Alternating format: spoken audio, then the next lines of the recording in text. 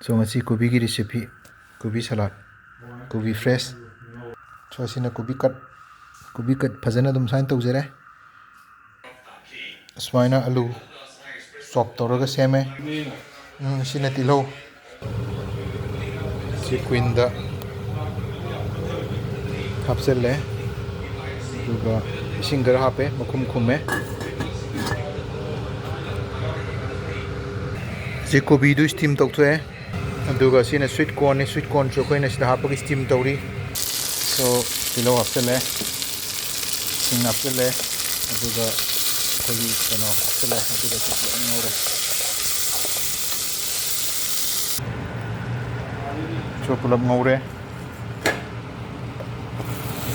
So मैं 1 minute की video देखा हूँ वो रेडी हो जा रहा है अच्छा लगे so 1 minute की recipe cauliflower with green pea मेनू लो जा रहे so असीनी 1 minute की रेसिपी याम हाउनी खंजे हावे खल के सारे से